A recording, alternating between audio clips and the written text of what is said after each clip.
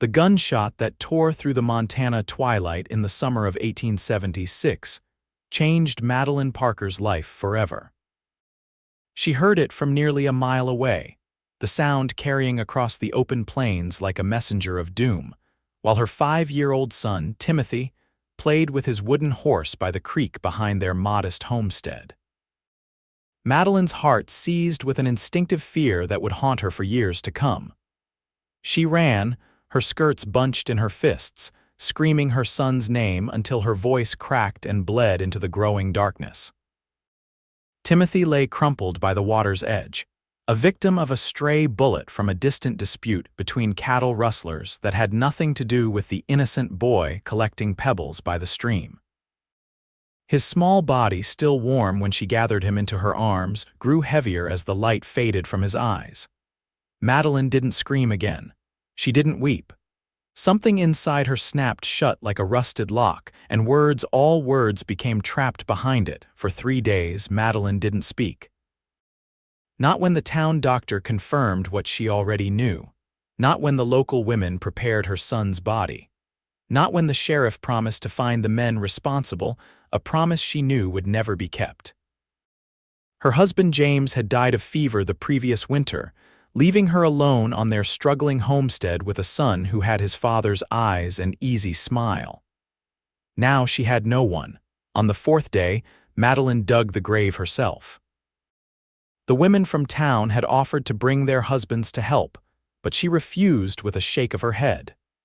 The earth was hard, unyielding, as she drove the shovel into the ground again and again, her hands blistering and then bleeding through the night. By dawn, she had created a small, perfect rectangle beside her husband's grave under the old cottonwood tree. The burial was attended only by Madeline, Pastor Willis, and a handful of townsfolk who stood awkwardly at a distance, unsure how to comfort a woman who wouldn't or couldn't speak. As the small pine coffin was lowered into the ground, Madeline's face remained as still as carved stone, though her eyes burned with a pain so raw it made those watching turn away. It was then that a stranger rode into the clearing. He sat tall on a dappled gray stallion, his face shadowed by a wide-brimmed hat trail dust coating his denim and leather. The townsfolk murmured among themselves, wondering who would arrive at such a moment, but Pastor Willis continued his prayer, his voice carrying on the wind. The stranger dismounted, removing his hat in respect, and stood at the edge of the gathering. Only when the last shovel of dirt had been cast and the others had mumbled their condolences and departed did he approach. Madeline remained kneeling by the fresh grave, arranging wildflowers in a pattern only she understood. "Madam," he said, his voice low and respectful.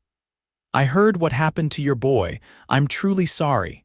Madeline didn't look up, her fingers still working methodically with the flowers. "My name is Kieran Ellis," he continued. "I was tracking those rustlers. He hesitated, his voice catching. "I was too late to stop them. I found their camp last night. They're not going to hurt anyone else ever again." At this, Madeline's hands stilled.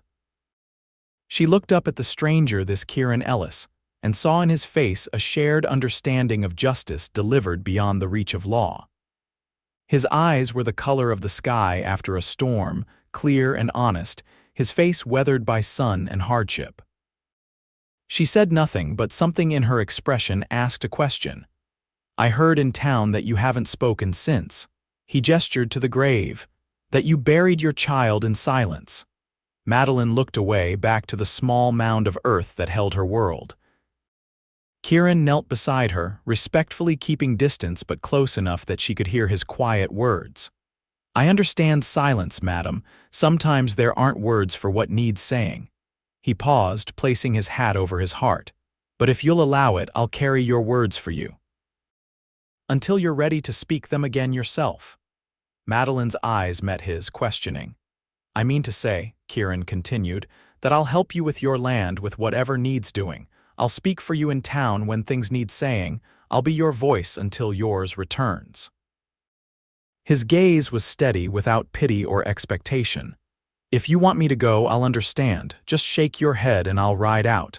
But if you could use a hand, I'd be honored to help." For a long moment, Madeline studied him. Then, with hands that had dug her son's grave, she reached into her apron pocket and withdrew a folded paper. It was Timothy's drawing of their home, with 3 stick figures standing before it: mother, father, son, though only one of those figures still lived. She handed it to Kieran, her first communication in days. He looked at the drawing, understanding its significance, and nodded solemnly. "I'll be back at first light," he said, rising to his feet. "I'll bring supplies." As Kieran mounted his horse and rode away, Madeline remained by the grave until dusk, when the first stars appeared in the sky. She knew the stranger might not return. Promises came easily and were broken just as easily in these harsh lands. But something in his eyes suggested otherwise. And for the first time since the gunshot tore her world apart, Madeline felt something besides grief. It was too fragile to be called hope, but it was a recognition that perhaps tomorrow might come after all. True to his word, Kieran Ellis returned at dawn, his horse pulling a wagon loaded with lumber, tools, and provisions. Madeline was already awake, having slept little. She stood on the porch of her small cabin, watching as he approached, her face giving away nothing of her thoughts. "Morning, Mrs. Parker," he said, tipping his hat. "I brought some things to fix your roof. Noticed it was sagging on the western side." Madeline nodded once, a barely perceptible movement. "I don't mean to impose," Kieran continued. "I can work and be gone before supper, or I can camp by the creek if there's more to be done tomorrow." Madeline pointed to the barn, then held up 2 fingers. 2 days in the barn," Kieran interpreted. When she nodded, he smiled slightly. "That's generous of you, thank you." As Kieran unloaded the wagon, Madeline retreated into her home. Through the window, she watched him work, methodical and focused, as he assessed the roof damage. There was something reassuring in his movements, confident but unhurried, as though time were a thing to be respected rather than rushed. By midday, the summer heat had intensified. Madeline brought a jar of water to where Kieran worked, setting it on a nearby stump before returning to the house. A few minutes later, she returned with a plate of cornbread and dried venison. "Thank you kindly," he said, wiping his hands on his trousers before accepting the food. "This is the best meal I've had in weeks." Madeline watched him eat for a moment, then turned back toward the house. Kieran's voice stopped her. "Mrs. Parker," he said, "I don't mean to pry, but I noticed your fields need tending. The corn's coming along, but it needs weeding something fierce. I could help with that after the roof if you'd allow it." Madeline looked at the overgrown fields. Since Timothy's death, she'd barely maintained the garden that provided their immediate needs, let alone the larger crops that would see her through winter. She gave a slight nod before continuing into the house. For the remainder of the day, the rhythmic sound of Kieran's hammer formed a counterpoint to the silence that had enveloped the homestead. By evening, half the roof had been repaired, and Madeline found herself listening for the hammer's fall, the absence of it jarring when Kieran finally descended the ladder as dusk approached. That night, as Madeline sat alone at her table, she saw lamplight from the barn, a warm glow in the growing darkness. She thought of the stranger, not quite a stranger now, who had appointed himself her helper, her voice. His presence should have felt like an intrusion in her grief, yet somehow it didn't. Perhaps because he didn't demand that she emerge from her silence, didn't force cheerfulness or conversation. He simply worked, solid and real, while respecting the boundaries of her pain. The next morning, Madeline woke to the smell of coffee. She dressed quickly and found Kieran had started a fire in her cooking stove and prepared a simple breakfast. "Hope you don't mind," he said when she appeared. "Thought you might appreciate a hot meal to start the day." "I'll be back on that roof as soon as we eat should finish before noon." Madeline sat across from him, accepting the coffee he offered. They ate in silence, but it was different from the lonely silence of the past weeks. This was a shared quietness, comfortable in its way. True to his word, Kieran completed the roof repairs before midday, then turned his attention to the fields. Madeline worked in her garden, occasionally glancing up to watch him move through the corn rows, his broad shoulders bent to the task. When the sun reached its peak, she brought him water again, and when he thanked her, she surprised herself by offering a small smile in return. As evening approached on the second day, Kieran finished the most urgent field work. He washed at the pump, the water sluicing through his dark hair and over sun-bronzed skin. When he turned to find Madeline watching from the porch, he gave a slightly embarrassed nod. "I'll be heading out at first light," he said, approaching the house. "Is there anything else you need before I go?" Madeline hesitated, then went into the house, returning with a small slate and chalk teaching tools she'd used with Timothy. On it she wrote, "Stay." Kieran read the single word, his expression softening.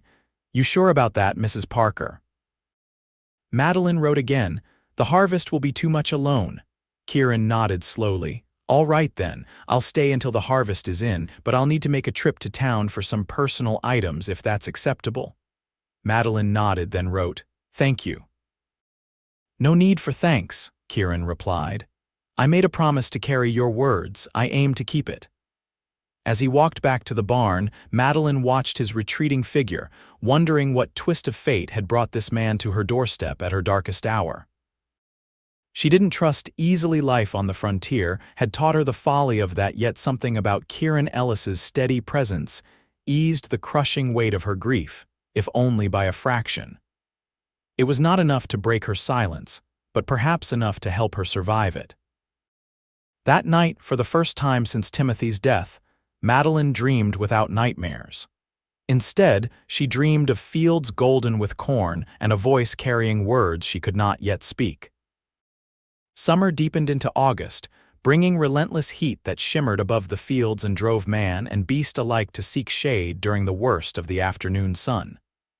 Kieran had been true to his word, staying on at the Parker homestead, sleeping in the barn and working from dawn until dusk.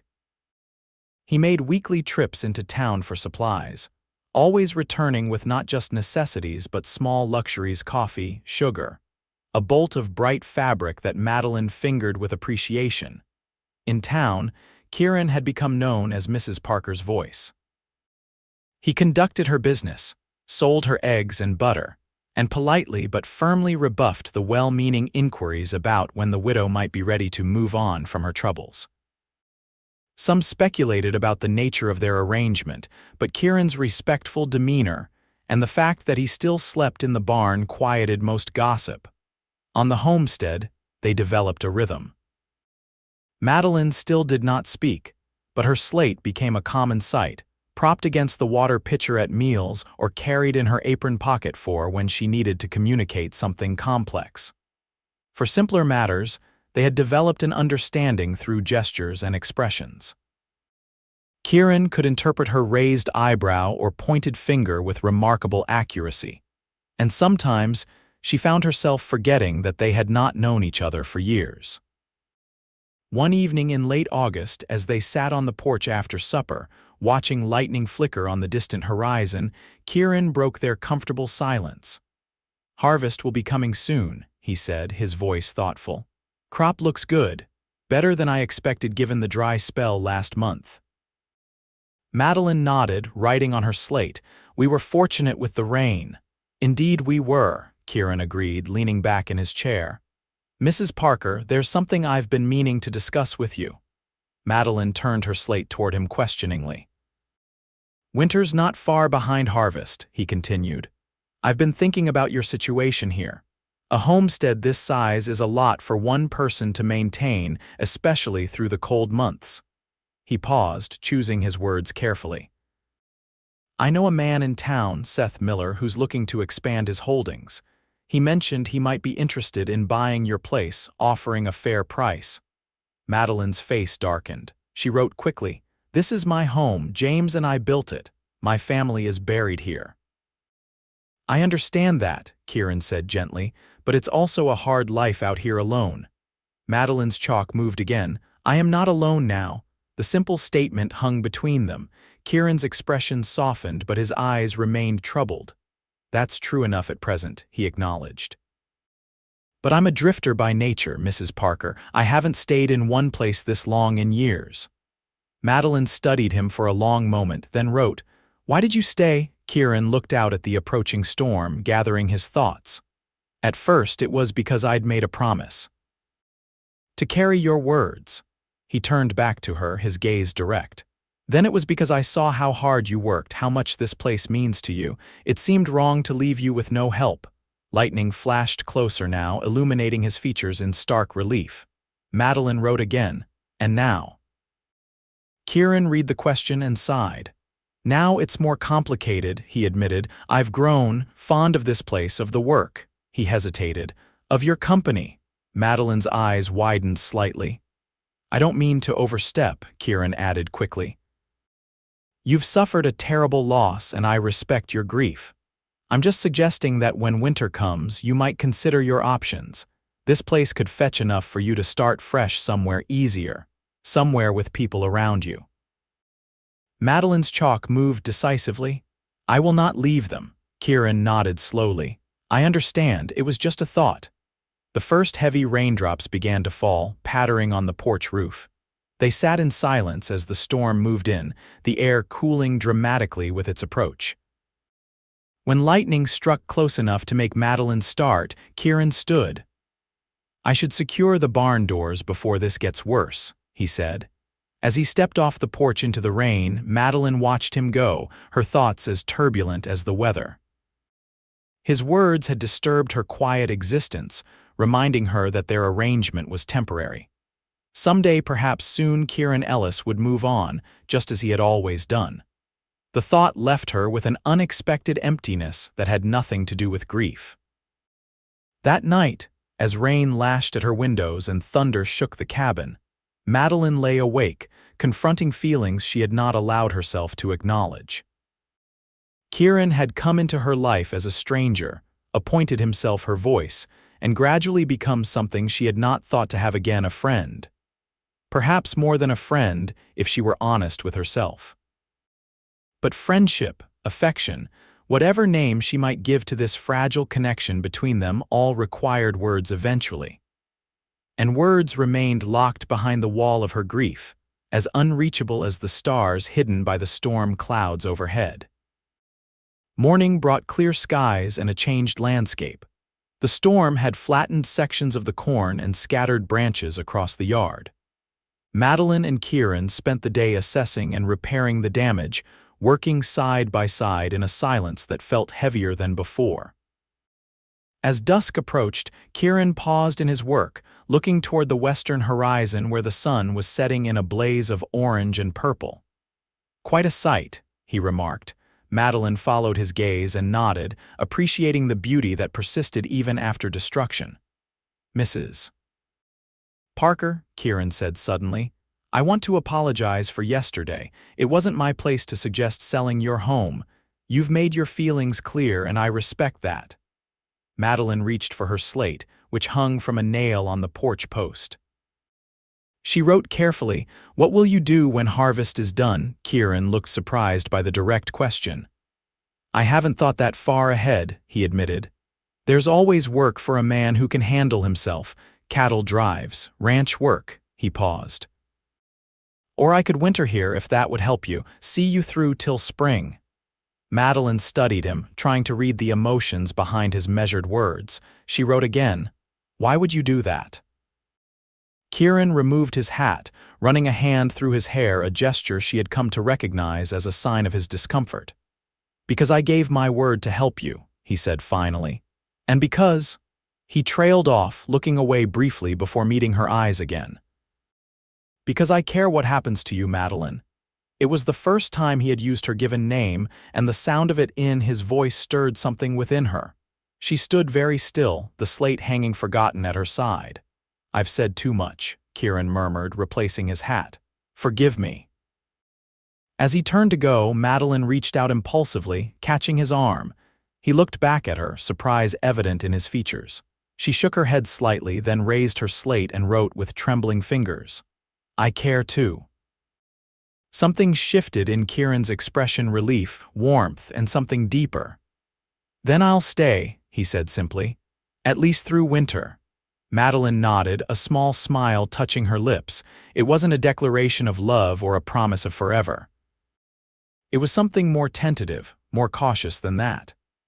But in that moment, as the last light of day painted the sky in impossible colors, it felt like enough. It felt like a beginning. The harvest came in late September, a bountiful yield that exceeded their expectations. Kieran arranged for help from town 3 men with wagons who worked alongside them for 2 grueling days to bring in the corn. Madeline paid them with a portion of the crop, a fair exchange that left her with more than enough to see her through winter and provide seed for the following spring. As autumn painted the landscape in gold and crimson, Madeline and Kieran fell into new routines. He moved from the barn to a small room off the kitchen that had once been used for storage, a change necessitated by the dropping temperatures and made proper by the installation of a curtain divider and Kieran's insistence on maintaining respectful boundaries. Their days were filled with winter preparations, smoking meat, storing preserves, chopping and stacking firewood, reinforcing the barn. Their evenings were spent by the hearth, where Kieran would often read aloud from one of the few books in the house, or sometimes tell stories of his travels while Madeline mended clothing or worked on a quilt. October brought the first frost, silvering the grass and rimming the water trough with ice. That morning, as they shared breakfast, Kieran brought up a subject they had both been avoiding. "I've been thinking about Christmas," he said, passing Madeline the last of the biscuits. "It'll be here before we know it." Madeline's hand stilled momentarily. Last Christmas had been filled with Timothy's excitement, his delight in the small wooden train Kieran had carved for him. The thought of the holiday without him was a fresh wound. Kieran noticed her reaction and spoke gently. "We don't have to mark it if it's too difficult, but I thought perhaps we might want to plan something small, a special meal maybe." Madeline picked up her slate. "Timothy loved Christmas," Kieran nodded. "I'm sure he did. Children usually do." Madeline wrote again, her chalk moving slowly. "What were your Christmases like as a child?" It was the most personal question she had ever asked him, and Kieran looked momentarily surprised before a thoughtful expression crossed his face. "My mother tried to make them special," he recalled. "We didn't have much. My father died when I was young, but she always managed to find an orange for my stocking, said it was like holding sunshine in winter." He smiled at the memory. "She'd make molasses candy too when we could afford it. We'd sing carols by the fire." Madeline wrote, "She sounds like a good mother." "She was," Kieran agreed. "Worked herself to the bone to keep me fed and schooled, died when I was 16, consumption." Madeline's expression softened with sympathy. She hesitated, then wrote, "Is that when you began drifting?" Kieran nodded. "Nothing to keep me in one place after she passed. Worked odd jobs, eventually found I had a knack for tracking. Spent some years as a scout for the army, then as a bounty hunter of sorts. Not proud of all I've done, but I've tried to use whatever skills I have to make things right when I can." Like tracking down the men who killed Timothy, Madeline thought but didn't write. Instead, she asked, "Do you ever wish for a permanent home?" Kieran considered the question carefully. "I used to think I wasn't made for settling," he said finally, "that the open road was my natural place." He looked around the kitchen, taking in the simple, clean space with its worn but well-maintained furnishings. "Lately, I've been wondering if maybe I just hadn't found the right place to put down roots." The implication hung in the air between them, unacknowledged but unmistakable. Madeline felt her cheeks warm slightly as she met his gaze. "What about you?" Kieran asked. "Did you always plan to homestead?" Madeline shook her head and wrote, "I was a schoolteacher in St. Louis. James convinced me that adventure awaited in Montana territory." "A schoolteacher," Kieran repeated with a smile. "That explains the fine handwriting and the books." Madeline smiled slightly and continued writing. "I thought he was mad when I first saw this place. So empty, so much sky. And now it's home," she wrote simply, "despite everything." Kieran nodded in understanding. Loss doesn't change that, does it? If anything, it makes the connection stronger. Madeline blinked rapidly, fighting sudden tears. Kieran reached across the table, his hand hovering near hers without quite touching. "I'm sorry," he said. "I didn't mean to cause pain." Madeline shook her head and wrote, "Truth isn't pain, it just is." Kieran's expression softened as he read her words. "You're a remarkable woman, Madeline Parker." She met his eyes, allowing herself to fully acknowledge the warmth that spread through her chest at his words. For the first time in months, the weight of her grief felt lighter, not gone but somehow more bearable. As if noticing her changing expression, Kieran smiled, a genuine smile that reached his eyes and created small lines at their corners. "So," he said, returning to safer ground. "About Christmas, what do you think?" Madeline considered for a moment, then wrote decisively, "We will have Christmas." "Timothy would want that." Kieran nodded, his smile deepening. "Then Christmas it is. I make a passable plum pudding if I can get the ingredients." As he began listing what they would need from town, Madeline watched him, thinking how strange it was that life could bring such unexpected turns. A stranger at her son's grave had become the center of her daily existence, bringing purpose and even moments of joy back into a life she had thought forever darkened. The only thing missing was her voice, still locked away behind grief's wall. But as autumn deepened toward winter, Madeline found herself wondering if perhaps someday she might find the key. November arrived with bitter winds and the season's first snow, a light dusting that melted by noon but served as a harbinger of the winter to come. Kieran spent days reinforcing the barn and cabin against the coming cold, while Madeline sorted through stored clothing, finding items that might be altered to fit him. His own clothes were showing wear, and though he insisted he could manage, she was determined that he would not face winter inadequately attired. One evening, as Kieran returned from checking on the livestock, he found Madeline sitting by the fire, a needle flashing in her hands as she worked on what appeared to be a shirt. Next to her lay a pair of trousers, already altered and neatly folded. "What's all this?" he asked, stamping snow from his boots before entering. Madeline held up the shirt, one of James's that she'd been saving, and gestured toward Kieran, then to the trousers. "For me." When she nodded, he looked touched but hesitant. "That's mighty generous, but I can't accept your husband's clothes." Madeline reached for her slate. "They do no good in a trunk. James would approve." Kieran studied her face, seeking confirmation that she truly meant it. "You're sure?" She nodded firmly, writing, "I would not offer if I weren't sure." "Then thank you," he said simply, taking the trousers and examining her neat stitching. "These look better than new." Madeline's cheeks colored slightly at the compliment. She returned to her sewing, but found her concentration disrupted by Kieran's proximity as he settled into the chair opposite hers. Over the weeks, she had become increasingly aware of him not just as a helper or friend, but as a man. The strength in his hands as he worked, the way sunlight caught in his hair, the deep timbre of his voice when he read aloud in the evenings, all had begun to affect her in ways both unsettling and warming. "I was thinking," Kieran said, oblivious to her thoughts, "about that south pasture. Come spring, it might be good for vegetables. The soil looked rich when I was mending the fence." Madeline nodded, grateful for the mundane topic. They discussed farm plans for the coming year, a conversation that assumed Kieran's continued presence without directly addressing it. This had become their pattern, making future plans that included them both, while never quite defining what they were to each other.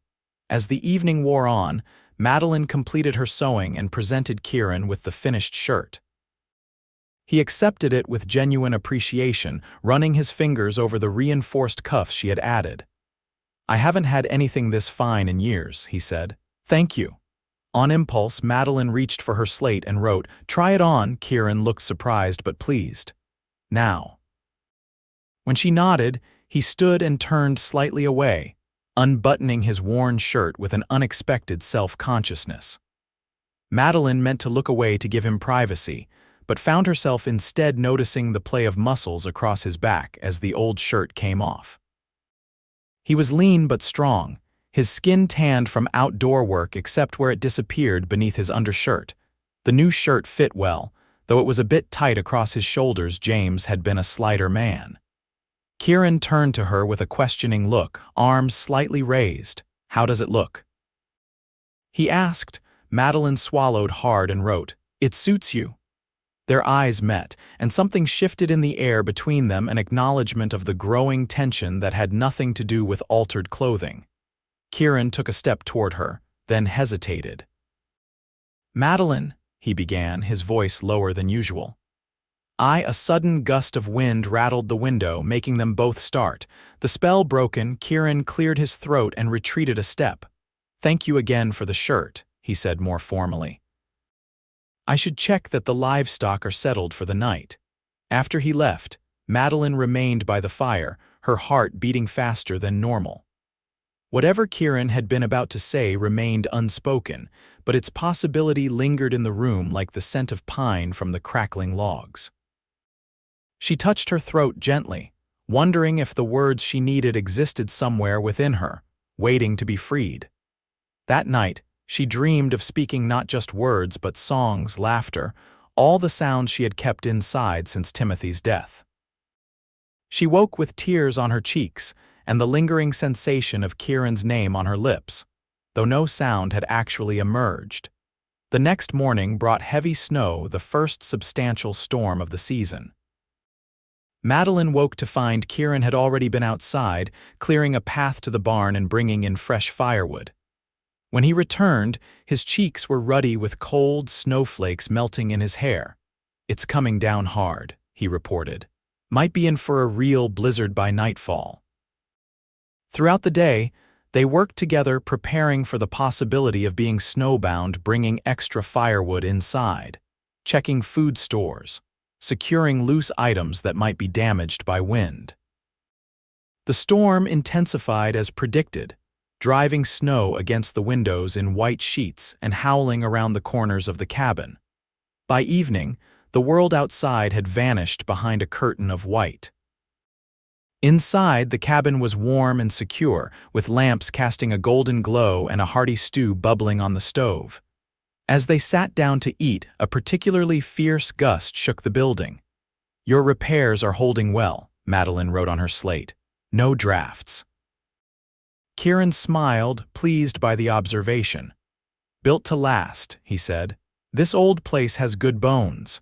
They ate in comfortable silence, listening to the storm rage outside. After the meal, as Madeline washed the dishes, Kieran stoked the fire and then stood looking into the flames, his expression thoughtful. "Storm like this makes you appreciate shelter," he remarked. "And good company." Madeline dried her hands and joined him by the fire, nodding in agreement. "I've weathered many storms alone," Kieran continued. "It's different sharing one." He turned to face her. "Madeline, about yesterday evening, there was something I wanted to say." Madeline's pulse quickened. She waited, her eyes on his face. "I've been careful not to overstep," he said slowly. "You've been through so much, and the last thing I want is to complicate your life or make you uncomfortable." Madeline shook her head slightly, wanting to reassure him but lacking the words. "The thing is," Kieran continued, his voice growing more certain, "I care for you, more than I expected to. More than might be wise given our circumstances." He paused, studying her reaction. "I don't expect anything from you, I just wanted you to know." Madeline stood very still, absorbing his words. Then, deliberately, she set aside her slate and took a step closer to him. Looking into his eyes, she raised her hand to touch his cheek, a gesture more eloquent than anything she could have written. Kieran covered her hand with his own, his expression a mixture of hope and uncertainty. "Are you sure?" he asked softly. Madeline nodded, then moved closer still, rising on tiptoe to press her lips gently against his. The kiss was brief, almost tentative, but it conveyed what she could not say, that she too cared, that she welcomed his feelings, that she was ready for whatever might come next. When they separated, Kieran's eyes were bright with emotion. "I never expected this," he said quietly. "When I came to your son's grave that day, I only wanted to help." Madeline reached for her slate and wrote, "You did help, you do help, every day." "It goes both ways," Kieran replied. You've given me something I didn't know I was missing, a place to belong." Outside, the storm continued to rage, but within the cabin's walls, something new and fragile was taking root, a connection that neither had sought but both now cherished. As they sat together by the fire, hands occasionally touching, words seemed less important than the understanding that passed between them. Later, when Madeline retired to her room and Kieran to his curtained alcove, the physical distance between them remained respectful. But something had changed irrevocably. In acknowledging their feelings for each other, they had taken the first step on a path neither had anticipated but both now chose to follow. The blizzard continued for 3 days, transforming the landscape into an unbroken sea of white. Confined to the cabin, Madeline and Kieran developed a new awareness of each other, the casual brushing of hands as they passed in the kitchen, lingering glances across the table. Moments of unexpected laughter communicated through Madeline's expressive eyes and Kieran's warm chuckle. On the 4th day, the storm finally abated, leaving behind drifts taller than a man in some places. Kieran spent hours digging paths to the barn and woodshed, returning periodically to warm himself by the fire where Madeline would have hot coffee waiting. The physical work seemed to energize him, and Madeline found herself admiring the way he approached each task with determined focus. That evening, as they sat by the fire, Kieran brought out a small package wrapped in brown paper. "I've been saving this," he explained. "Thought it might be a Christmas gift, but it seems right to give it to you now." Madeline accepted the package with curious eyes. Unwrapping it carefully, she revealed a small leather-bound journal and a fine pencil. She looked up at Kieran questioningly. "I thought it might be easier than the slate sometimes," he said, "for longer thoughts, and maybe—" he hesitated. "Maybe someday when you're ready to tell your story, you'll have a place to begin." Deeply touched by his thoughtfulness, Madeline opened the journal, running her fingers over the blank pages. Then she picked up the pencil and wrote on the first page, "Thank you for understanding my silence and still hearing me." Kieran read her words and smiled softly. "Your silence speaks volumes, Madeline, but whenever you're ready for words again, I'll be here to listen." She nodded, then wrote again, "I want to tell you about Timothy." Kieran's expression grew serious. "I'd be honored to hear about him." For the next hour, Madeline filled pages with memories of her son, his laughter, his curiosity, his love of stories and adventure. She wrote about his first steps, his favorite games, the way he would sing made-up songs while collecting eggs. Kieran listened as she showed him each page, sometimes asking gentle questions that prompted more memories. When she finally set down the pencil, her hand cramping from the unaccustomed exercise, there were tears on her cheeks, but they were different from the tears of raw grief she had shed before. These felt cleansing somehow, as if in sharing Timothy with Kieran, she had transformed some of her pain into something else, not joy, exactly, but a bittersweet remembering that honored her son rather than only mourning him. Kieran reached out tentatively, brushing a tear from her cheek with his thumb. "Thank you for sharing him with me," he said softly. "He sounds like he was an extraordinary boy." Madeline nodded, leaning slightly into his touch. Then she wrote one more line in the journal, "He would have liked you." The words were simple but carried profound meaning for both of them. Kieran swallowed hard, visibly moved. "That means more to me than I can say," he replied. As December progressed, the weather alternated between clear, frigid days and new snowfalls that further isolated the homestead. Kieran made one difficult trip to town for supplies, returning with provisions, mail, and to Madeline's delight ingredients for Christmas baking. "Town's buzzing with news," he reported as he unpacked the supplies. "Railroad surveyors came through last month. There's talk of a spur line coming within 10 miles of here by next year." Madeline raised her eyebrows, writing, "That would change everything." "Indeed it would," Kieran agreed. "Land values are already rising in anticipation." Seth Miller asked again if you'd consider selling. Madeline's expression hardened slightly and she shook her head. "That's what I told him," Kieran assured her. "Said Mrs. Parker is firmly rooted here and not interested in offers." Madeline smiled at his phrasing, then wrote, "Did you get any mail?" As a matter of fact, yes. He reached into his coat pocket and produced an envelope. From an old Army friend in Wyoming. He started a horse breeding operation and invited me to join him come spring. Seeing her expression change, he added quickly, "I haven't responded yet, it's just an option." Madeline nodded, but the reminder that Kieran had a life beyond their homestead connections, opportunities, a past and potentially a future that didn't include her cast a momentary shadow over her mood. She turned away, busying herself with organizing the supplies. Kieran watched her for a moment, then approached, gently touching her shoulder to turn her toward him. "Madeline," he said quietly, "I'm not making any decisions without talking to you first. This thing between us, it matters to me, you matter to me." She met his eyes, searching for reassurance and finding it in his steady gaze. Taking up her slate, she wrote, "What is this thing between us?" It was the question they had been circling for weeks, never quite addressing directly. Kieran took a deep breath. "For me, it's a beginning," he said carefully. "Something I never expected but now can't imagine being without." He paused. "I'm falling in love with you, Madeline. I think I have been since that first week, watching you tend your garden with such care, seeing your strength even in your deepest grief."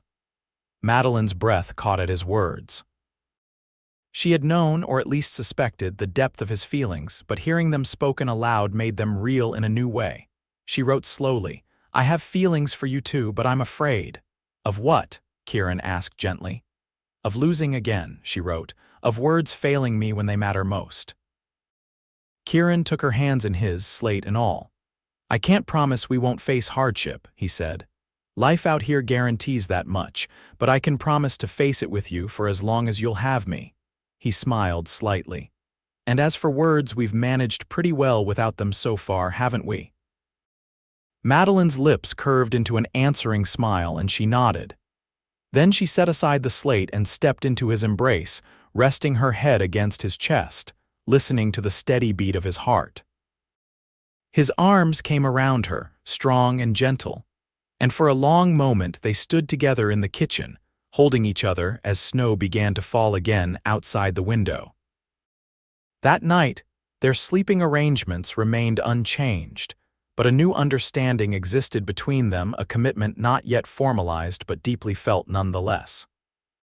As Madeline lay in her bed, she found herself thinking of Timothy, wondering what he would think of Kieran, of this unexpected turn her life had taken.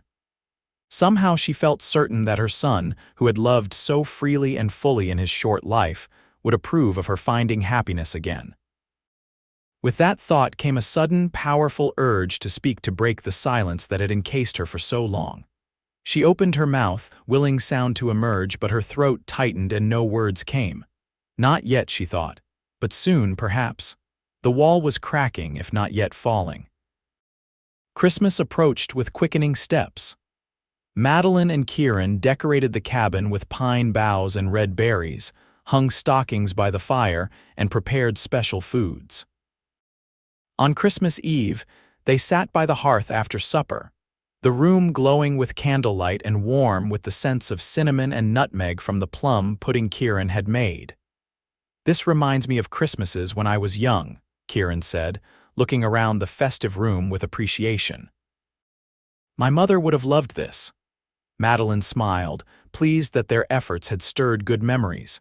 She had been thinking of Christmases past two, of Timothy's excitement, of James singing carols in his off-key baritone.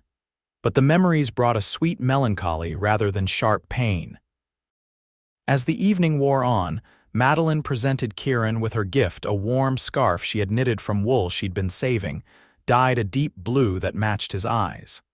He ran his fingers over the careful stitches, visibly moved by the time and care she had invested. "It's beautiful," he said. "Thank you." He immediately wrapped it around his neck, the blue contrasting handsomely with his coloring. "I have something for you too." From behind his chair, he produced a small wooden box, intricately carved with a pattern of wildflowers, the same flowers she had arranged on Timothy's grave the day they met. Madeline gasped silently, recognizing the significance. I made it from a piece of cottonwood, Kieran explained. Like the tree where. He didn't finish the sentence, didn't need to. I thought you might use it for special keepsakes. Madeline ran her fingers over the delicate carving, marveling at the detail. Inside the box lay a small silver locket on a chain. That was my mother's, Kieran said quietly. The only thing of value she left me. I've carried it all these years, waiting for someone special to give it to. Tears welled in Madeline's eyes as she looked from the locket to Kieran's face. She opened the empty locket, understanding it was meant to hold new memories yet to be made. Madeline, Kieran said, his voice low with emotion, I know we've only known each other a short time, but I've never been more certain of anything than I am of my feelings for you. He took her hands in his. I love you. I want to build a life with you here on this land that means so much to you. If you'll have me.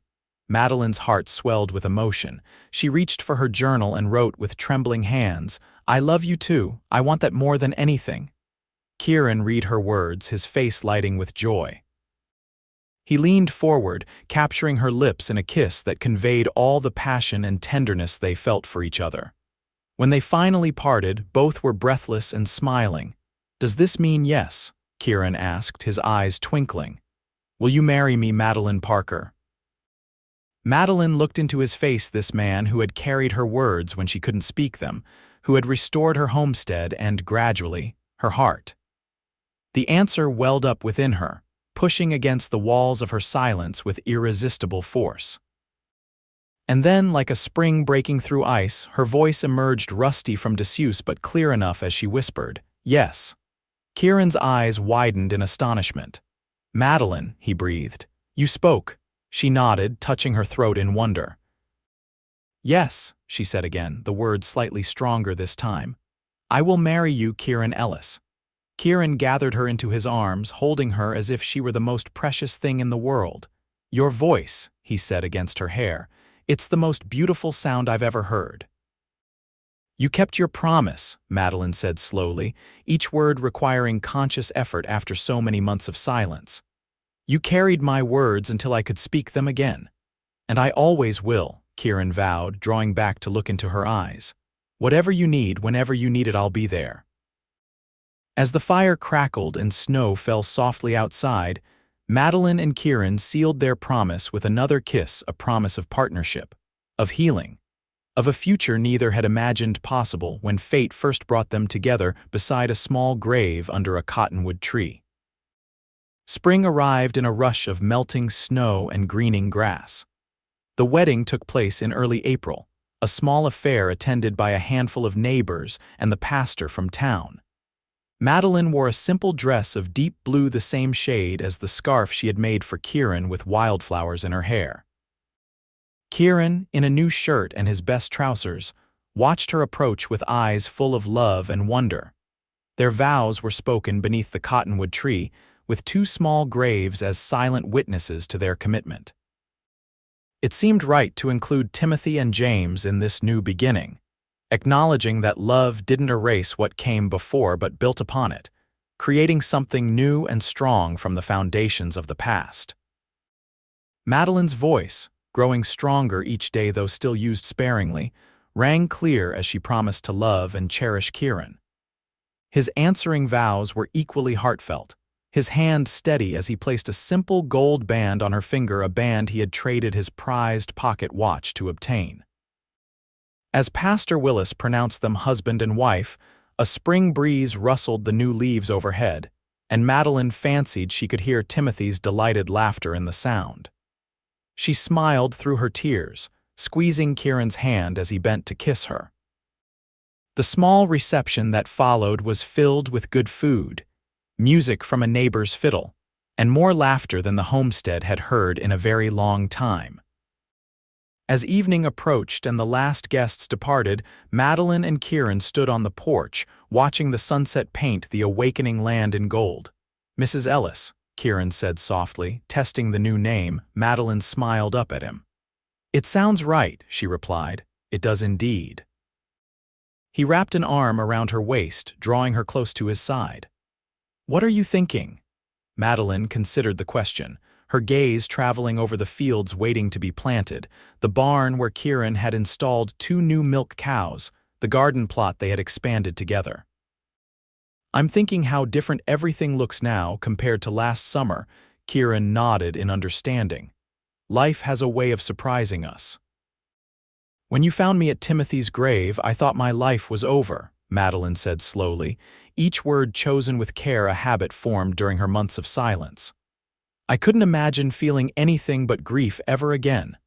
"And now?" Kieran asked gently. "Now I understand that grief and joy can coexist," she said. "That loving again doesn't diminish what came before." Kieran pressed a kiss to her temple. "You're the strongest person I've ever known, Madeline Ellis." She shook her head slightly. "Not always. But with you, I found strength I didn't know I had." As darkness fell, they moved inside to the cabin that was now truly their home. The curtain that had separated Kieran's sleeping space had been removed, the room converted back to storage. Instead, they shared the bedroom that had once belonged to Madeline and James, a transition made with respect for the past but enthusiasm for the future. Their first night as husband and wife was a discovery of tender passion, of boundaries gently crossed, and new intimacies explored. Kieran's touch was reverent, patient, as he learned what pleased his new wife. Madeline, initially shy, found herself responding with increasing boldness, delighting in the connection that was at once physical and deeply emotional. Afterward, lying in Kieran's arms as moonlight filtered through the curtains, Madeline felt a sense of completeness she had not expected to experience again. "Thank you," she whispered against his chest. "For what?" he asked, his fingers tracing lazy patterns on her bare shoulder. "For finding me." "For staying, for everything." Kieran tightened his embrace. "I should be thanking you. Before you, I was just drifting, never truly belonging anywhere." He kissed the top of her head. "You gave me a home, Madeline, in every sense of the word." In the months that followed, they settled into the rhythms of married life. Spring planting gave way to summer tending, their days filled with shared work and quiet companionship. Kieran proved to be as skilled at farming as he had been at tracking, his adaptability one of his many qualities that Madeline came to cherish. Her voice continued to strengthen, though she remained a woman of few, carefully chosen words. Sometimes, when they worked side by side in the fields or sat on the porch watching the sunset, silence still felt more natural than speech, a comfortable quiet that needed no filling. In late summer, as the corn ripened and apples began to swell on the trees Kieran had planted in the spring, Madeline made a discovery that filled her with both joy and trepidation. For several mornings, she had woken feeling queasy, certain smells suddenly overwhelming. At first, she dismissed it as a passing illness, but as other symptoms appeared, tenderness, fatigue, a subtle change in her body, she could no longer deny the likely cause. One evening, as they finished supper, she gathered her courage and spoke the words she had been rehearsing all day. "Kieran, I think I'm expecting a child." Kieran's fork clattered to his plate, his eyes widening as he looked at her across the table. "A baby, are you certain?" Madeline nodded. "Not completely, but the signs are there. I remember from before with Timothy." For a moment, Kieran sat in stunned silence. Then his face broke into a smile of such radiant joy that it took Madeline's breath away. He rose from his chair and came to kneel beside hers, taking her hands in his. "A child," he repeated, his voice hushed with wonder. "Our child." Then, noticing the flicker of anxiety in her eyes, he asked gently, "Are you happy about this?" Madeline considered the question honestly. "I'm happy," she said slowly, "but also afraid, loving Timothy and losing him." She trailed off, unable to fully articulate the fear of opening herself to that potential pain again. Kieran nodded in understanding. "I can't promise nothing bad will ever happen," he said, "but I can promise we'll face whatever comes together. And loving this child, that's a risk worth taking, isn't it?" Madeline looked into his earnest face and felt her concerns not disappear but become manageable. "Yes," she agreed, "it is." He placed a gentle hand on her still flat stomach, a gesture of protection and connection to the new life growing within. "Hello, little one," he said softly. "We're already looking forward to meeting you." The simple words, spoken with such sincerity, brought tears to Madeline's eyes. She covered Kieran's hand with her own, marveling at how life continued to unfold in unexpected ways. As autumn approached once more, Madeline's condition became increasingly apparent. The town doctor confirmed what they already knew and predicted a spring birth.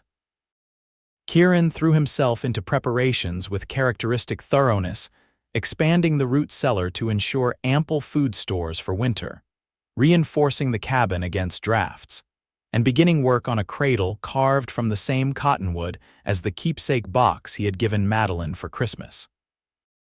One crisp October day, as golden leaves drifted from the trees and the first hint of frost sparkled in the morning light, Madeline stood beside Timothy's grave, arranging late wildflowers as she often did. Kieran had gone to town for supplies, leaving her to her private communion with her first child. "Your father would be so proud of you," she said softly, a habit she had developed since regaining her voice. "And I think you would like Kieran very much. He's kind and strong like your father was, but in his own way." She paused, her hand moving to rest on the slight swell of her abdomen. "You'll have a little brother or sister soon. I wish you could know them and they could know you." A gentle breeze stirred the grass and Madeline smiled, taking it as a response. "I'll make sure they know all about their brave big brother," she promised. "How much you loved animals and stories and adventures." She was so absorbed in her one-sided conversation that she didn't hear the approach of hoofbeats until they were quite close. Turning, she expected to see Kieran returning early from town. Instead, she found herself facing a stranger, a lean man on a bay horse, his expression calculating as he surveyed the homestead. "Afternoon, madam," he said, tipping his hat with exaggerated politeness that did nothing to soften the hardness in his eyes. "Sorry to disturb your visit." Madeline straightened, instinctively placing a protective hand over her stomach. "Can I help you?" she asked, her voice quiet but steady. "Maybe you can." The man dismounted, tethering his horse to a nearby fence post. "I'm looking for Kieran Ellis. I understand he's taken up residence here." Something in the man's tone sent a chill through Madeline. "My husband is in town," she said. "Who's asking for him?" The stranger's eyebrows rose at the word husband. "Your husband, is it? Well now, isn't that interesting?" He took a step closer, forcing Madeline to tilt her head to maintain eye contact. "The name's Wade Thornton. Kieran and I have some unfinished business." "What kind of business?" Madeline asked, fighting to keep her voice neutral despite the growing sense of threat. Thornton smiled, the expression never reaching his eyes. "The kind that involves compensation for a job left half done. Your husband took payment for tracking some men who needed finding. Then he disappeared before delivering what he promised." Madeline's mind raced. Could he be referring to the men who had killed Timothy? The timing would fit. "I'm sure there's been some misunderstanding," she said carefully. "Kieran isn't the type to leave debts unpaid." "No." Thornton looked around pointedly at the prospering homestead. "Seems to me he's done quite well for himself here. Found a widow with land, made himself comfortable." The insinuation stung, but Madeline refused to show it. "I think you should leave, Mr. Thornton. My husband will return soon, and you can discuss your business with him directly." Thornton chuckled, the sound devoid of humor. "Oh, I intend to wait for him. We have quite a bit to discuss." He moved closer still until Madeline could smell tobacco and whiskey on his breath. "But in the meantime, perhaps you'd like to explain how a man wanted for murder in Wyoming ended up married to a respectable woman like yourself." Madeline's blood ran cold. "Murder? You're mistaken." "Am I?" Thornton raised an eyebrow. "Did your husband tell you about the Blackwell brothers?" 3 men found dead at their camp, shot execution style after Kieran tracked them for a wealthy rancher named Preston. The same rancher who paid good money to have them brought in alive to face trial for cattle rustling. Madeline struggled to maintain her composure. The men who had killed Timothy, could Kieran have executed them rather than bringing them to justice through proper channels? She remembered his words that day at the grave. They're not going to hurt anyone else ever again. At the time, she had been too deep in grief to question his meaning. I see from your face that this is news to you, Thornton observed with evident satisfaction. Interesting what secrets men keep, even from their wives. Whatever Kieran did or didn't do, it's between him and me, Madeline said firmly, gathering her resolve. Now I'll ask you again to leave our property. Thornton glanced toward the cabin, then back at Madeline. I have a better idea, he said, his voice hardening. Why don't you and I wait inside for Ellis to return, make ourselves comfortable? As he reached for her arm, Madeline stepped back quickly. Don't touch me, she warned, her voice stronger than she felt. Thornton laughed. Spirited, aren't you? I can see why Ellis was taken with you, but you're in a difficult position, Mrs. Ellis. A woman alone in your condition. His gaze dropped meaningfully to her stomach. You'd be wise to cooperate. Before Madeline could respond, the distinct sound of a rifle being cocked broke the tense silence. She's not alone, came Kieran's voice, calm but deadly serious. And if you value your life, Thornton, you'll step away from my wife right now. Relief flooded through Madeline as she turned to see Kieran approaching from the direction of the creek, rifle raised and aimed steadily at Thornton's chest. He must have returned by the back way and heard enough to understand the situation. Thornton raised his hands slowly, his expression changing from menacing to calculating. Ellis, been a while, not long enough, Kieran replied coldly. What are you doing on my property, threatening my wife? Just having a friendly conversation about old times, Thornton said with exaggerated innocence. About Wyoming, about Preston's money that you never earned. Kieran's jaw tightened, but his aim never wavered. Madeline, go to the house, please. Madeline hesitated, torn between relief at his arrival and uncertainty about the accusations she had just heard. Kieran, please, Madeline, he repeated, his eyes never leaving Thornton. I'll explain everything later.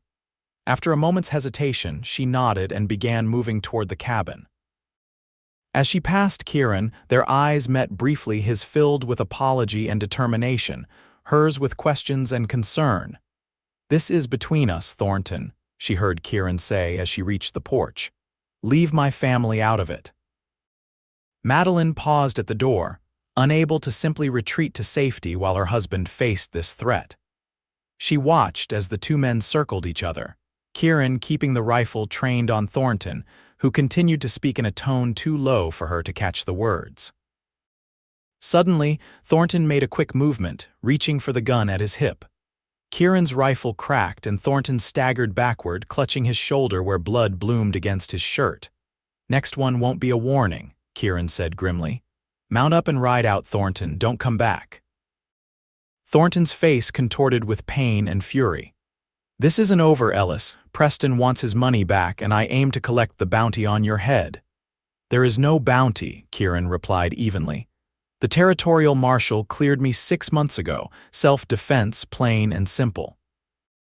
Preston knows it and so do you. A flicker of uncertainty crossed Thornton's face. You're lying. Check with the marshal in Cheyenne if you don't believe me. Now go before I decide you're too much trouble to let live. For a tense moment, Thornton seemed to weigh his options. Then with a curse, he pressed his hand harder against his wounded shoulder and moved toward his horse. You got lucky this time, Ellis, but watch your back.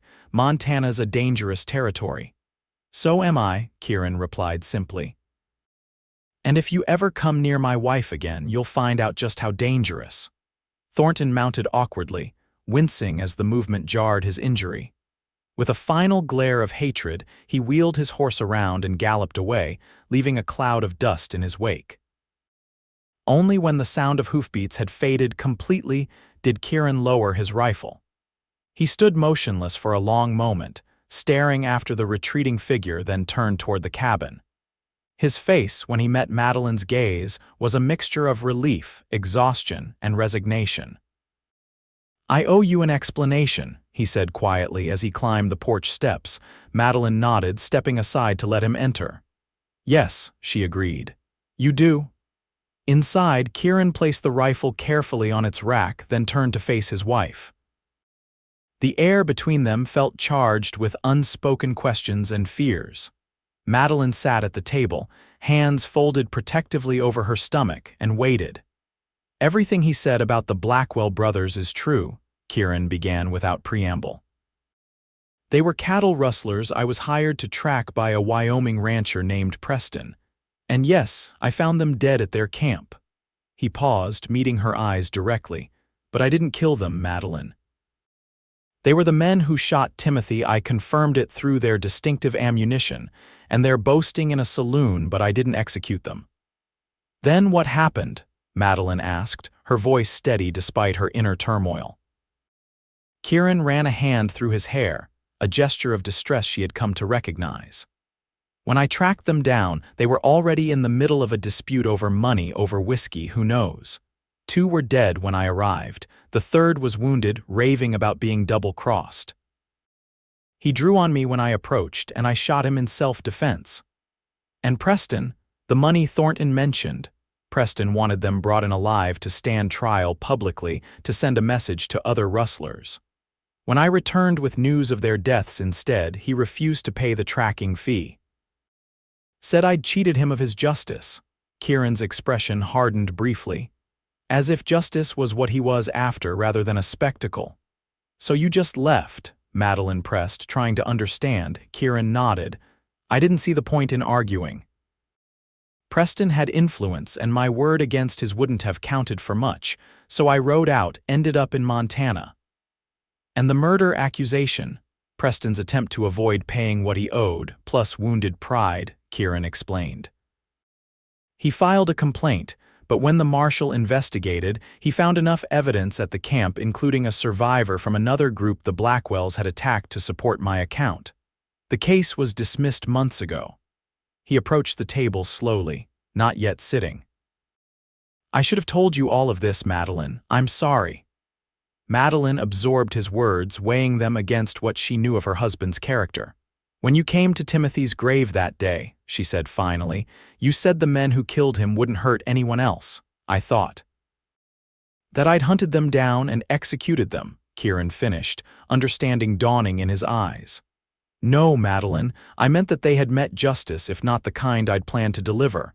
I wanted them to face a proper trial for what they did to Timothy and others. He hesitated. Would it matter to you if I had killed them? The question hung in the air between them, important and potentially divisive. Madeline considered it honestly. I wanted them punished, she admitted. In those first days after Timothy died, I would have pulled the trigger myself if I could have. But I'm glad you didn't become a murderer on my account. She paused, then asked the question that truly concerned her. Why didn't you tell me any of this before now? Kieran sank into the chair opposite her, his face troubled. At first, it didn't seem relevant. You were grieving, silent. Telling you felt like an intrusion. He reached across the table, not quite touching her. Later, when things changed between us, I was afraid of losing you, afraid you'd see me differently if you knew I'd lived that kind of life. A life of violence, you mean? Yes, he acknowledged. I've never pretended to be a saint, Madeline. I've done things I'm not proud of. But I've never killed except in self-defense, and I've tried to use whatever skills I have to make things right when I can. They were his own words from months ago, spoken by the fire as they talked of Christmas and childhoods. Madeline remembered the sincerity in his eyes, then the same sincerity she saw now. You believe me? Kieran asked quietly. Madeline reached out, covering his hand with hers. I do, she said simply. But no more secrets, Kieran, not between us, not ever, the tension visibly drained from his shoulders. No more secrets, he agreed. I swear it, and Thornton, will he come back? Kieran's expression hardened. Not if he values his life. But I'll be watchful for a while, just in case. Madeline nodded, accepting this as part of their reality. We faced the blizzard together, she said. We'll face this too. Kieran rose and came around the table, kneeling beside her chair to embrace her gently, mindful of her condition. I don't deserve you, he murmured against her hair. Perhaps not, she replied with a hint of humor returning to her voice. but you're stuck with me regardless." His chuckle rumbled against her, reassuringly familiar. "Happily so, Mrs. Ellis, happily so." That night, as they lay together in the darkness, the day's tensions gradually easing, Kieran placed a protective hand over the growing curve of Madeline's abdomen. "I felt something," he said suddenly, his voice filled with wonder. "Was that?" Madeline smiled in the darkness. "Yes." "The baby's been active today." "Hello there, little one," Kieran whispered, bending to speak directly to Madeline's stomach. "You've had quite an exciting day, haven't you? But everything's all right now. Your mama and papa are here." As if in response, there was another small movement beneath his hand. Kieran's smile was audible in his voice as he continued, "That's right, we're going to keep you safe, always." The simple promise, made with such conviction, brought tears to Madeline's eyes. Despite the day's revelations and dangers, or perhaps because of how they had weathered them together, she felt more secure in their bond than ever. "I love you," she said softly. "Both of you." Kieran raised himself to kiss her tenderly. "And we love you," he replied. "More than words can say." As they drifted towards sleep, Madeline reflected on the strange path that had brought her to this moment, from unspeakable loss to unexpected joy, from silence to renewed voice, from solitary grief to shared love. The journey had been neither straight nor easy, but lying here in the darkness, with her husband's steady breathing beside her and new life stirring within her, she knew with certainty that it had led exactly where she was meant to be. The winter of 1876-77 proved to be one of the harshest in memory. Snow fell early and deep, isolating the homestead for weeks at a time. But within the cabin's walls, warmth and preparation prevailed. The expanded root cellar held ample provisions, the woodshed was stacked to the rafters, and the livestock were snug in the reinforced barn. As Madeline's pregnancy progressed, Kieran took on more of the physical tasks, insisting she rest when fatigue overtook her. In turn, she filled the long winter evenings with preparations for the baby, sewing tiny garments, knitting blankets, and transforming their home for the new arrival. The cradle Kieran had crafted stood ready beside their bed, its smooth curves and delicate carving a testament to his care and skill. True to his word, Kieran remained vigilant for signs of Thornton's return, but as weeks passed with no trouble, they gradually relaxed. News from town, brought by occasional visitors braving the snow, confirmed that the territorial marshal had indeed cleared Kieran of any wrongdoing in the Blackwell case, lending credence to his account and further easing Madeline's mind. By February, deep snowdrifts had effectively cut them off from town. Kieran kept a path cleared to the barn, but travel beyond their immediate property was nearly impossible. Madeline, now in her 7th month, found the enforced isolation restful rather than confining. The time alone with Kieran, free from outside pressures or concerns, allowed them to prepare mentally and emotionally for the changes ahead. One evening, as a blizzard raged outside and they sat by the fire, Madeline working on a small quilt while Kieran read aloud from one of their few books, she was struck by a sudden realization. "We haven't discussed names," she said, setting aside her sewing. "For the baby." Kieran looked up from his reading, a smile spreading across his face. "You're right. Do you have any thoughts?" Madeline nodded, her hand moving to rest on her rounded abdomen. "If it's a boy, I'd like to name him James, after his grandfather." "James Ellis," Kieran repeated thoughtfully.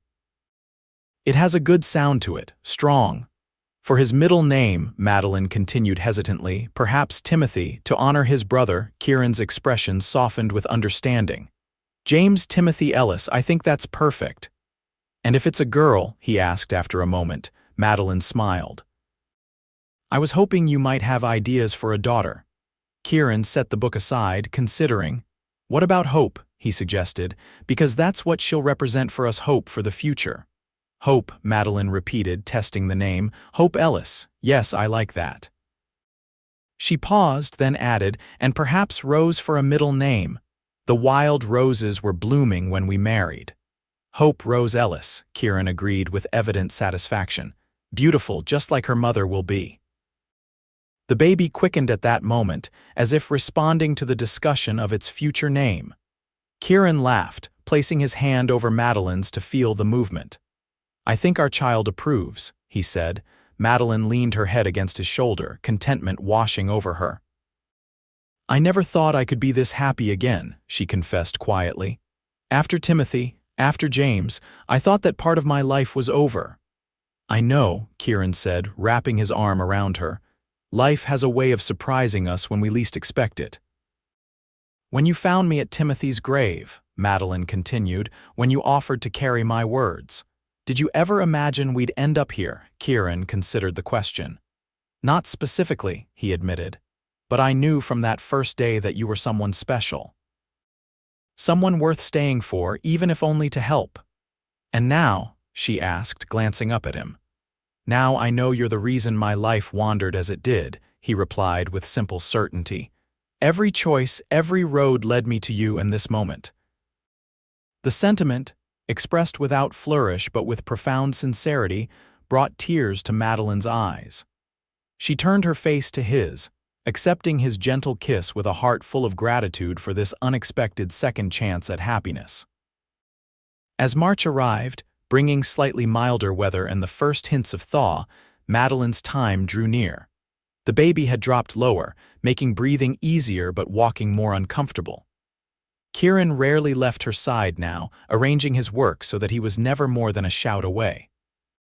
When the first pains began, just after dawn on a clear, cold morning, Madeline recognized them immediately. "Kieran," she said, touching his shoulder to wake him. "It's time." He was instantly alert, sitting up to study her face with concern. "Are you certain?" Madeline nodded, grimacing slightly as another contraction tightened across her abdomen. "Yes, but don't worry, there's no rush. First babies often take their time." Despite her reassurance, Kieran sprang into action, stoking the fire, heating water, and arranging the bedroom for the birth. They had planned carefully for this moment, knowing that the lingering snow would likely prevent fetching the doctor from town. "What can I do?" Kieran asked, returning to her side. "Just be with me," Madeline replied, taking his hand. "And remember what we discussed."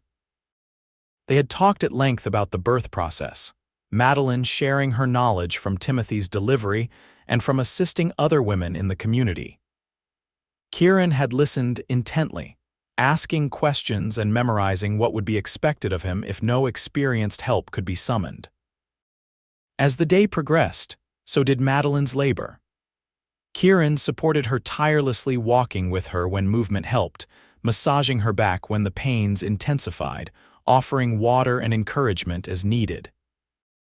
When she gasped at a particularly sharp contraction, fear briefly crossed his face, but he mastered it quickly, his voice remaining steady and reassuring. By late afternoon, the contractions were coming hard and fast. Madeline, now in bed, gripped Kieran's hand with surprising strength as wave after wave of pain washed over her. "You're doing wonderfully," he told her, wiping her forehead with a cool cloth. "So strong, so brave." Madeline managed a fleeting smile between contractions. "Talk to me," she gasped. "Distract me." Kieran nodded, launching into a story about his first attempt at breaking a wild horse, a humorous tale of youthful overconfidence and spectacular failure that had Madeline laughing despite her pain.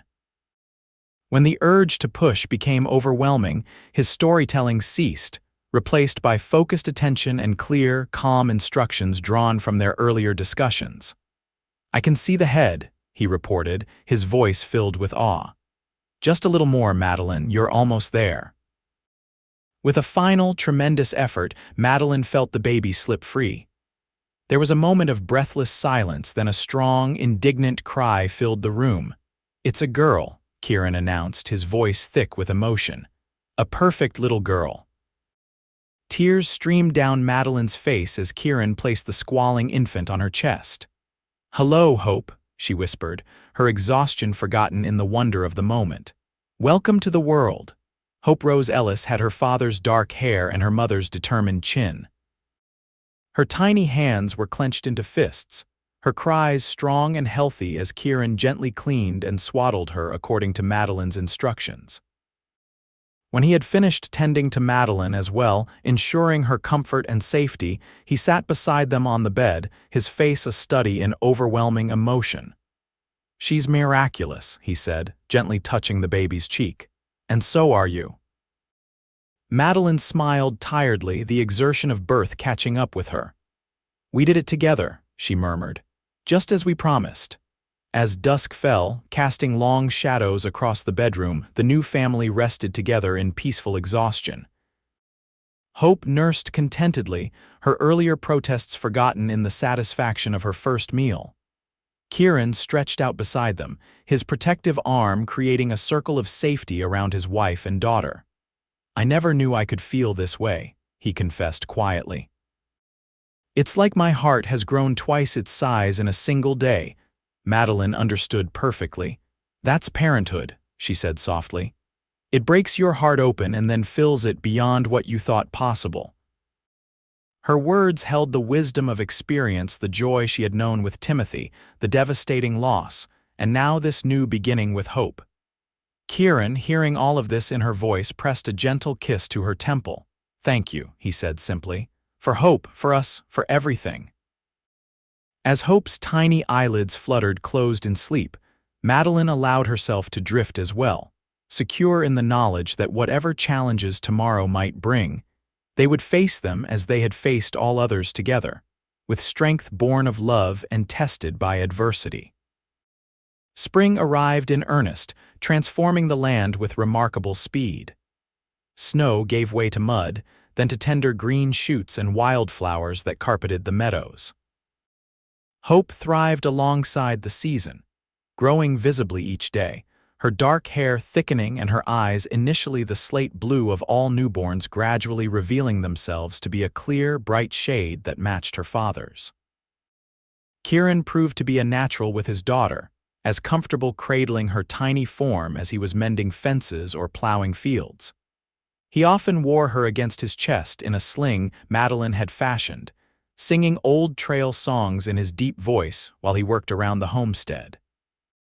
Hope responded to his presence with obvious delight, her eyes tracking his movements and her tiny face lighting up when he spoke to her. As May unfolded in a riot of blossoms and birdsong, they established new routines that accommodated both the demands of the farm and the needs of their infant daughter. Madeline regained her strength quickly, determined to contribute to the spring planting while also nurturing Hope. They worked as a seamless team, passing the baby between them as tasks required, finding a balance that left them tired but deeply satisfied at day's end. On a particularly fine morning, Madeline suggested a picnic by the creek, the first real outing they had attempted with Hope. Kieran readily agreed, preparing a simple meal while Madeline gathered blankets and the baby's necessities. Together they walked to the spot where the land dipped gently toward the water, now running clear and strong with the last of the snowmelt. As they spread their blanket beneath a cottonwood tree, not the one that shaded the family graves, but another younger specimen downstream, Madeline was struck by how perfect the moment felt. Hope lay on her back between them, tiny fists waving at the dappled sunlight filtering through the leaves overhead. Kieran stretched out his long frame beside her, propped on one elbow as he tickled her stomach, eliciting gurgling sounds that might soon become laughter. "She has your smile," he observed, glancing up at Madeline. "The way it starts at one corner of her mouth." Madeline, arranging their meal on the blanket, paused to look at her daughter. "Do you think so? I see you in her eyes, certainly." "She'll be beautiful like her mother," Kieran predicted. "And stubborn too, I imagine." "Stubborn?" Madeline raised an eyebrow in mock offense. "I prefer to call it determined." Kieran laughed. "Determined, then, a quality that served you well through dark times." The reference to her grief, made without pity or hesitation, was characteristic of Kieran's straightforward approach to difficult subjects. It was one of the things Madeline most valued about him, his ability to acknowledge pain without being consumed by it, to see it as part of life's tapestry rather than something to be avoided or denied. "It did," she agreed. And so did you. They ate in comfortable silence, taking turns holding Hope when she grew restless. After the meal, as Kieran walked the baby along the creek bank, pointing out birds and wildflowers to her attentive gaze, Madeline found herself reflecting on the journey that had brought them to this peaceful moment. The woman who had buried her child in silence seemed like another person now connected to her present self by memory and love, but separated by growth and healing. The words that had once been locked away now flowed more freely, though she remained by nature more reserved than before her loss. Timothy would always be a part of her, just as James would, but Hope and Kieran had brought new chapters to her story, new verses to the song of her life. When Kieran returned, Hope drowsing against his shoulder in the warm spring air, he settled beside Madeline with a contented sigh. "This is nice," he said simply. "We should do it more often." Madeline nodded in agreement, then asked the question that had been forming in her mind. "Are you ever restless, Kieran, for the open road for new horizons?" He considered the question seriously, his eyes moving from Hope's sleeping face to the distant hills and back to Madeline. "Not in the way I used to be," he said finally. "I think I was always searching for something without knowing what it was." He smiled, the expression warming his weather-lined face. "Now I know I was looking for this, for home, for family, for belonging. Even with all the work, all the responsibilities, especially with those things," he replied. "There's satisfaction in building something that matters, in seeing the results of your labor." He reached out to take her hand. "In creating a future together." The simple words, spoken with such quiet conviction, filled Madeline with a deep sense of peace. Whatever challenges might lie ahead in life on the frontier, ensured there would be many, they would face them with the strength they had forged together. A strength tempered by loss but polished by love. As the afternoon waned, they gathered their things and made their way back to the homestead. Kieran carried Hope, who had awakened and was regarding the world with alert interest from her perch against his chest. Madeline walked beside them, one hand resting lightly on Kieran's arm, their steps naturally falling into the same rhythm. From a distance, they might have appeared to be any young family enjoying the spring day, a common enough sight in a territory being steadily settled by those seeking fresh starts and open spaces. But Madeline knew their story was anything but common. It was a tale of profound grief and unexpected joy, of words lost and found, of a promise made beside a grave that had, against all odds, blossomed into love.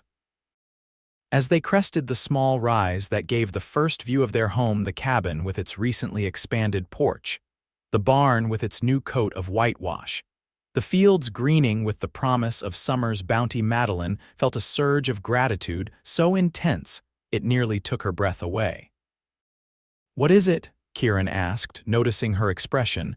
Madeline smiled, finding the words that once would have remained locked behind silence. "I was just thinking how fortunate we are," she said, "not despite everything, but because of it. Every step of the path, even the painful ones, brought us here."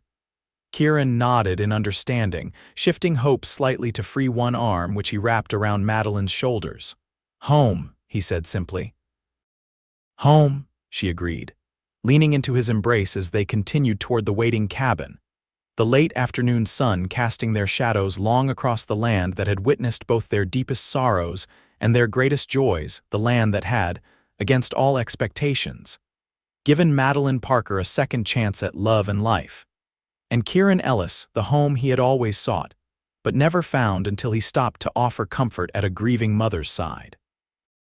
In the soft Montana twilight, with hope cradled between them and the future stretching open before them, they stepped together across the threshold, carrying not just Madeline's words but a shared story that would continue to unfold with each passing season, each small triumph and challenge, each moment of the life they were building word by word, day by day, heart by heart.